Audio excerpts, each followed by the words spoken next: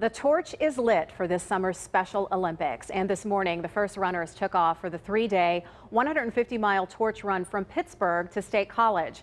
More than 500 runners from more than 50 law enforcement teams are part of that run, and that includes members of the Pittsburgh Bureau of Police as well. And joining us live now is Pittsburgh Police Chief Scott Schubert. Chief, thanks so much for joining us today. Thanks, Kim. Thanks for having me on. Yeah, we had some video in our 6 o'clock newscast, and I got to tell you, when you look at that torch and the officers holding it, I mean, it's stirring. It's an emotional, touching image, isn't it? It really is. It gives us an opportunity to give back to the community, and we have a special connection with Special Olympic athletes. And we love the polar plunge. We love doing the torch run. Probably the torch run just because it's so symbolic. It's the flame of hope, and us being able to help the athletes as much as we can. Yeah, and we're looking at some video now there too, the mounted police, and some of those athletes that were actually out there on the course cheering those officers on. I mean, how important is that connection between the athletes and the officers? I'll tell you, it's just incredible. You know, I always say it, but once you get involved with Special Olympics, you know, you think you're going to help somebody else, and you find out from them that they're actually helping you become a better person. So it's something we love being a part of. And this is actually the 40th anniversary of the law enforcement torch run. It was started by Chief Lemunya in Wichita in 1981, and it's worldwide. And we raise over $50 million a year for the athletes. They don't have to pay for anything being involved in Special Olympics. $50 million, that's incredible.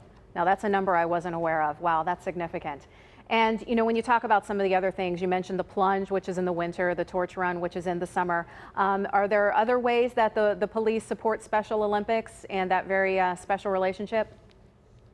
Yeah, we do things year round. Obviously, the pandemic last year limited a lot of things. But we go to a lot of sectionals and other games and pass out medals, and, you know, just to be there to support the athletes. And across Pennsylvania, law enforcement, we become friends with the athletes. We become friends with their families and the coaches.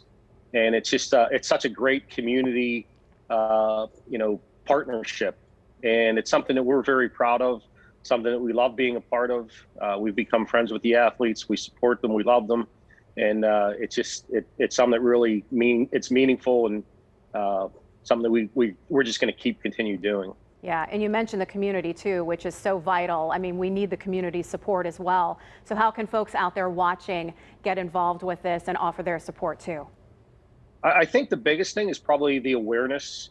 People with intellectual disabilities, everybody's the same. We just have different abilities. And so, you know, just understand that and see how you can help. You know, you can donate money. You can help in schools. There's a lot of things that are being done now to have athletes in high schools and Special Olympics athletes playing on the same teams. And it's just, it's a wonderful thing. All right, Chief, thanks so much for joining us, and we really do appreciate all you do.